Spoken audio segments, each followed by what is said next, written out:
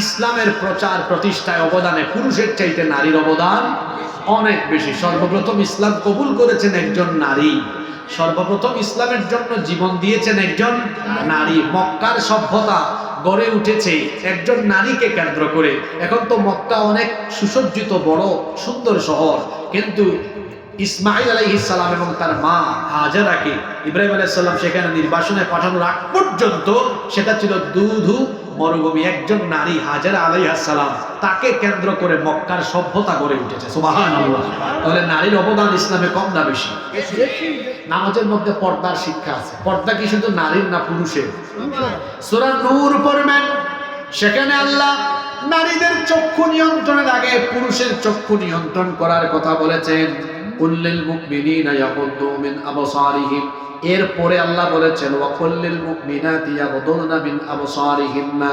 নারী পুরুষকে আল্লাহ হুকুম দিয়েছেন একই রকম, কিন্তু আগে বলেছেন পুরুষের কথা, পরে বলেছেন নারীর কথা। নারী হোক পুরুষ হোক, আল্লাহ বলেছেন পরপুরুষ বা পরনারীর দিকে তারা তাদের চক্ষুকে না দিয়ে চক্ষুটাকে নিম্নগামী করে রাখবে। হুকুমটা কার? নামাজের মধ্যে পর্দার শিক্ষা আছে। যুবক ভাইয়েরা বলেন তো দেখি, নামাজে যখন আমরা দাঁড়াই আমরা কি যেদিকে মন চাই সেদিকে তাকাই নাকি? আমরা সাজদার দিকে তাকাই। আমরা চক্ষুকে যেমন নামাজে নিয়ন্ত্রণ করি, মসজিদের বাহিরে নামাজের বাহিরে, এভাবে যদি আমরা আমাদের চক্ষু নিয়ন্ত্রণ করি, আমার সামনে দিয়ে সুন্দরী জরিনা সকিনা যাবে, কিন্তু আল্লাহর ভয়ে আমি তাকাবো না। যেভাবে নামাজে আমি আল্লাহর ভয়ে পিছনে ডানে বামে তাকাই না, সাজদার স্থানের দিকে তাকাই, যেভাবে নামাজে আমার চোখের নিয়ন্ত্রণ করি, নামাজের বাহিরে আমি যদি পরনারীর দিকে আমার চক্ষু না দেই, এটাই হবে আসল মুমিনের চরিত্র। এভাবে আমরা নামাজ থেকে আরো চমৎকার চমৎকার শিক্ষা নিতে পারি। পর্দার শিক্ষা কেমনে নামাজে আছে দেখেন। একজন নারী বা একজন পুরুষ যখন নামাজে দাঁড়ায়, নামাজে সতর থাকা ফরজ না নফল? তো নামাজে যেমন সতর থাকা ফরজ, নামাজের বাহিরেও পর্দা মেনটেন করা ফরজ না নফল? পর্দার শিক্ষা এখান থেকে পেলেন। মায়েরা বোনেরা যারা শুনতেছেন শুনেন, আপনারা কখনো আপনার শরীরের সুন্দর চামড়া দেখায়া পরপুরুষকে দেখায়া চলাফেরা করবেন না, বরং বুরখা পরিধান করে নিকাব পরিধান করে তারপরে ঘর থেকে বের হবেন। আরো একটা কথা মাঝখান দিয়ে বলে ফেলি, আমরা যখন পর্দার কথা বলি তখন কিছু সুশীল নামে, বুদ্ধিজীবী নামে কিছু লোক আছে যারা বাংলাদেশে বলে বেড়ায় এই মোল্লারা পর্দার কথা বলে নারীদেরকে ঘরে আটকায় রেখেছে। তা আমি প্রায় সময় একটা ঘটনা এরকম বলি। একবার এক শেয়াল মুরগির খামারের পাশে গিয়েছে। তো খামারি যিনি ছিলেন উনি মুরগির খামারের চারপাশে যে নেট আছে না, নেট দিয়ে অথবা যে কোনো ভাবে একটা বেড়া দিয়ে রেখেছে। শেয়াল গিয়ে বলতেছে, এই মুরগি তোদেরকে দেখে খুব খারাপ লাগতেছে রে আমার। কয় শেয়াল মামা এত খারাপ লাগে কেন? কয় বুঝোস না কেন খারাপ লাগে? আমারে তাকায় দেখ, আমার কোনো জেলখানা নাই, আমারে কেউ আটকায় রাখতে পারে না, যেদিকে মন চাই সেদিকে ঘুরে বেড়াই। তুইও যদি আমার মতো হইতি তাহলে তো ঘুরে বেড়াতে পারতি।